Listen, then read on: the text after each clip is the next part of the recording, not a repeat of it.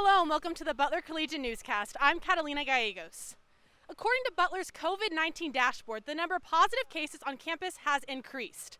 As of Tuesday, September 29th, the number of positive cases is 18.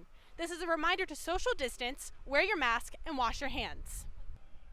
Multimedia reporter Maeve has a breakdown of how the HRC works.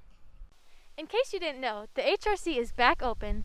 However, there are some strict rules you need to follow if you'd like to come and work out. Here are some of those rules. First, you must make a reservation to work out. Walk-ins will not be accepted. To register, you can go to butler.edu and under Campus Life, click Health and Recreation. Go to Reopening Details and Reservation System, and from there, the Reserve Your Spot link will send you to a sign-up page. Click the date you want, and then you can choose an hour time slot in the specific location you will be working out in. Now that you have registered, it's time to head to the HRC. But before, make sure you fill out your daily health screening because they will check for your confirmation email.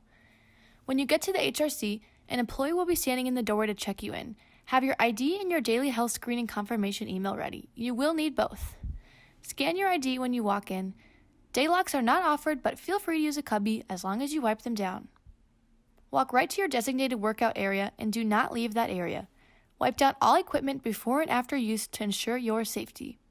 Wipes and hand sanitizer will be accessible throughout the entire facility. Towels and mats will not be provided, so if you are doing a floor workout, bring your own because you will not be allowed to do a floor workout without one. Each machine is at least 6 feet away from the other machines, and the floors have been taped off to ensure social distancing. Stay in your area at all times. You must wear a mask at all times in the HRC, even when exercising. Only workout allowed without it is swimming. Only one player on the basketball court is allowed per basket. Basketballs will not be provided, so bring your own. Bring your own water bottle, however, water fountains will not be available. Fill stations will be. When you are done working out, collect your belongings and leave through the same door that you entered. As you can see, there are many precautions in order to ensure a safe workout at the HRC. Sophomore Anna Reardon explains what it's like working out with all these changes.